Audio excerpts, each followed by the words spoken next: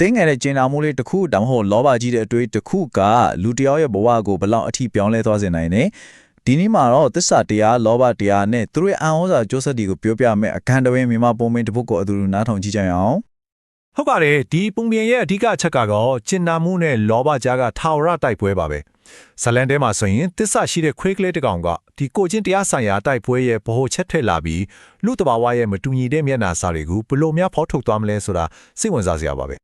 ကဲဇလန်လေးကတော့တိတ်ဆိတ်အိတ်ချမ်းတဲ့ရွာတွေရွာကတဲ့အစပြိုပါတယ်အဲ့ဒီရွာမှာနေထိုင်ကြတဲ့စရိုက်ချမ်းလုံးဝမတူတဲ့ဇနီးမောင်နှံတို့ဦးရဲ့ကမ်းကြမ္မာတွေဘလို့များချိတ်ဆက်သွားမလဲဆိုတော့ကိုကြည့်လိုက်ကြအောင်ဒီမှာကြည့်လိုက်ရင်ဇလန်ရဲ့အထူးဇက်ကောင်လေးကိုရှင်းရှင်းလင်းလင်းမြင်နိုင်ပါတယ်တစ်ဖက်မှာသားသမီးမရှိပေမဲ့ယူရှင်းတဲ့ဘဝလေးမှာခြေနှက်ဖြော်ရှင်နေတဲ့ကျင်နာတက်တဲ့ဇနီးမောင်နှံနောက်တစ်ဖက်မှာကျတော့သူများကောင်းစားတာကိုမနာလို့ဖေပြီးဘယ်တော့မှမတင်းတင်နိုင်တဲ့လောဘအကြီးတဲ့အိမ်ကြီးချင်းတွေပေါ့ဒီလိုကွဲပြားခြားနာမှုကပဲနောက်ဆက်တွဲဖြစ်လာမယ့်အားလုံးအတွက်အစဖြိုးပေးလိုက်တာပါပဲဒီလိုအေးချမ်းတည်ငြိမ်တဲ့နေ့ရက်တည်တဲ့ဟိုပဲထူးဆန်းတဲ့အရာတစ်ခုကစမ်းချောင်းအတိုင်းမျောပါလာခဲ့တယ်အဲ့ဒီတစ်တာလေးကသူတို့ဇနီးမောင်နှံရဲ့ကန့်ချက်မကိုတိတ်တဆိတ်ပြောင်းလဲပြတော်မှာပါဒါဟာမမျောလင်းထားတဲ့လက်ဆောင်တစ်ခုလားဒါမှမဟုတ်အန်တဲ့တစ်ခုရဲ့အစလားအထီးကျန်နေတဲ့ဇနီးမောင်နှံအတွက်တော့ဒီခွေးကလေးကအိမ်မွေးတည့်ဆန်တကောင်းတဲ့အများကြီးပို့ပါပဲဒါဟာကောင်းကင်ကပေးတဲ့လက်ဆောင်သူတို့အမြဲတမ်းတောင့်တဖေးရတဲ့ရင်သွေးလေးတယောက်လိုပါပဲဒီလိုနဲ့သူတို့ရဲ့အချစ်လေးအားလုံးကိုဒီခွေးကလေးရဲ့ပေါ်ပုံအပ်ပြီးတားရင်လို့စောင့်ရှောက်ခဲ့ကြတယ်ဒီအချစ်ကပဲသူတို့အတွက်မျောလင့်ထားတဲ့ဆုလာဘတ်တွေကိုယူဆောင်လာပေးတော့မှာပါအဲလိုဖြူစင်တဲ့မေတ္တာတရားကြောင့်ပဲပထမဆုံးသောအံဖွေဖရက်တကူချွတ်ဖော်လာခဲ့ပါတယ်အခုဆိုရင်ဒီသစ္စာရှိရဲ့ခွေးကလေးကကျင်နာတက်တဲ့ဇနီးမောင်နှံ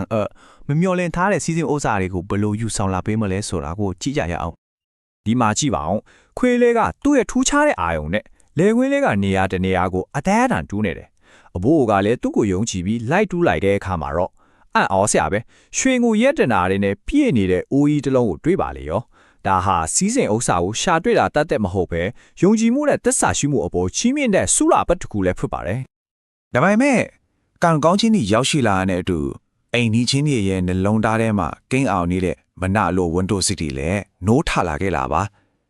အခုဆိုရင်ဇလန်ရဲ့အငွေတကနှွေးထွေးမှုနဲ့တင်းမာမှုစီကိုပြောင်းလဲသွားပြီး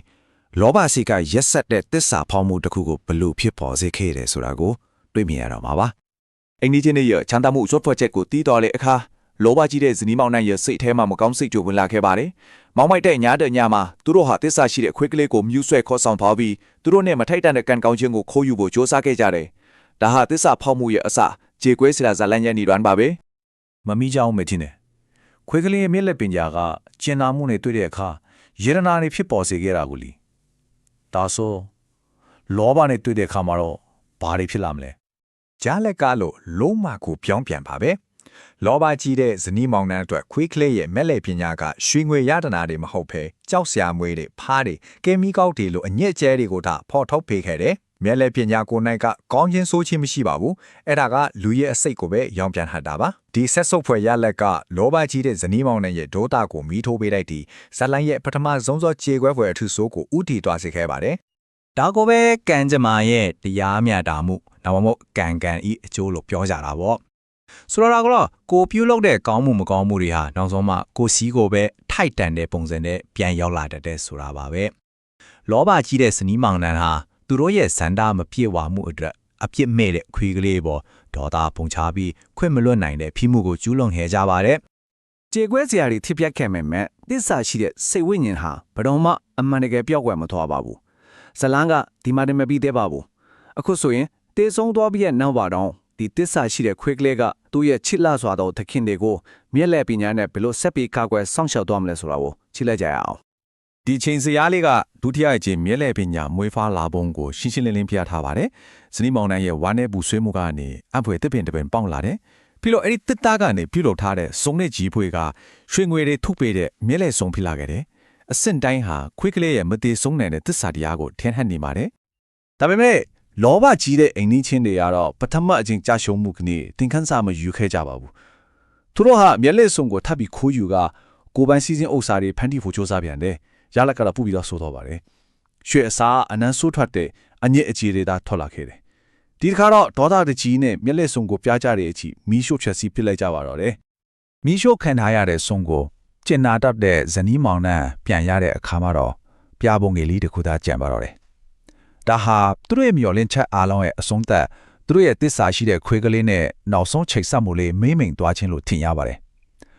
ဒါပေမဲ့အမောင်မိုင်းဆုံးအချိန်ဒီမှာတော့အံဖွယ်အမှုတွေကရှိနေတတ်ပါတယ် ပြားမုံတဆုပ်စာလေးဒါပဲပဲအဲ့ဒီထဲမှာကြီးမားတဲ့စွမ်းအားတွေကိန်းအောင်နေခဲ့ပါတယ်ကျင်နာတတ်တဲ့အဖိုးအိုကအဲ့ပြားမုံတွေကို6တွေးနေတဲ့တစ်ပင်တစ်ပင်ပေါ်ဖြူးလိုက်တဲ့အခါမယုံနိုင်စရာအံဖွယ်အမှုတစ်ခုဖြစ်ပေါ်ခဲ့ပါတယ်ဒီ6ပင်ဟာချက်ချင်းပဲအလွန်လှပတဲ့ပန်းနေနဲ့ဝေစားလာခဲ့တယ်ဒါဟာမျက်လေပညာတက်တက်မဟုတ်ပဲဘဝမျောလင်းချက်နဲ့အချစ်တို့ရဲ့ပြန်လည်မွေးဖွားခြင်းပါပဲ ကဲအခုဆိုရင်ဇလန်းဟာသူ့ရဲ့နောက်ဆုံးအဆုံးအဖြတ်စီကိုရောက်ရှိလာပါပြီဇက်ကောင်အားလုံးဟာသူတို့ရဲ့လောက်ရက်တွေကအကျိုးဆက်တွေကိုရင်ဆိုင်ရတော့မှာပါကောင်းမှုကဆုလပဲရရှိမှာဖြစ်ပြီးမကောင်းမှုကတော့အပြစ်ဒဏ်ခံရမှာပါကောင်းခြင်းနဲ့ဆိုးခြင်းကြားကဒီတိုက်ပွဲဘလို့အဆုံးသက်မလဲဆိုတာကိုအထူးထူးကြည့်လိုက်ကြအောင် ကျင်နာတတ်တဲ့ဇနီးမောင်နှံရဲ့တိတ်ဆိတ်တဲ့တီးလာတွေကကိုဖြတ်သွားဖြတ်လာမင်းသားတစ်ပါးကနောက်ဆုံးမှတတိပြုတ်မိသွားခဲ့ပါတယ်။တချောက်ပင်ဒီပန်းခွင်လာတဲ့အမွယ်မြင်ကွင်းကိုမြင်တွေ့ပြီးသူတို့ဇနီးမောင်နှံကိုထိုက်တန်းတဲ့ဂုံပြူးမှုနဲ့စီစဉ်ဩစာတွေချီးမြှင့်ခဲ့ပါတယ်။သူတို့ရဲ့ကောင်းမြတ်တဲ့စိတ်ထားဟာနောက်ဆုံးမှာတော့အများအတိမဲ့ဖြစ်ခြင်းကိုခံခဲ့ရပါပြီ အဲ့ဒီမြင်ကွင်းကိုတွေ့တော့လောဘကြီးရဲ့ဇနီးမောင်နှံဟာမနာလိုစစ်ကြောင်မျက်စိမမြင်ခဲ့သွားပြန်ပါတယ်သူတို့ဟာအဖိုးရဲ့လောက်ရက်ကိုတူခိုးပြီးကြံရှိတဲ့ပြားတွေကိုမင်းသားစီပစ်ပေါက်လိုက်ကအလားတူဆုလာကိုမျောလင့်ခဲ့ကြတယ်ဒါမဲ့ဒီတစ်ချိန်မှာတော့သူတို့ရဲ့အတုခိုးမှုဟာသူတို့ရဲ့နောက်ဆုံးနဲ့အဆိုးရဆုံးကြဆုံးမှုကိုယူဆောင်လာခဲ့ပါတယ်ပြာမုံတွေကမင်းသားရဲ့မင်းလုံးထဲကိုဝင်းသွားပြီးလုံးဝဒေါသထွန်းစီခဲ့ပါတော့တယ်ဆိုတော့ဇလန်တစ်ခုလုံးကိုပြန်ချုပ်ရရင်ဒီစရာလေးကအားလုံးကိုရှင်းရှင်းလင်းလင်းဖော်ပြနေပါတယ်ကျန်တဲ့ဇနီးမောင်နှံဟာသူတို့ရဲ့အချစ်တီးခတ်မှုနဲ့လေးစားမှုလေးကြောင့်ဂုံပြချီးမြှင့်မှုနဲ့စီးစိမ်ဥစ္စာတွေရရှိခဲ့တယ်တစ်ဖက်မှာလောဘကြီးရဲ့ဇနီးမောင်နှံကတော့သူတို့ရဲ့လောဘရက်ဆက်မှုနဲ့ဒေါသတွေကြောင့်အဖြစ်တန်ခံပြီးနင်းထုခံခဲ့ရပါတယ်ဒါဟာကျွန်တော်တို့ရဲ့ရွေးချယ်မှုတန်းကကိုယ့်ရဲ့ကံကြမ္မာကိုပုံဖော်ရဲဆိုတာကိုသတိပေးနေတဲ့ကံထွင်ပုံပြင်တစ်ပုပါပဲ ဒါဆိုဒီရှင်းဟောင်းပုံပြင်လေးကဒီနေ့ခေတ်ကျွန်တော်တို့ကိုဘာတွေသင်ကြားပေးနေပါသလဲ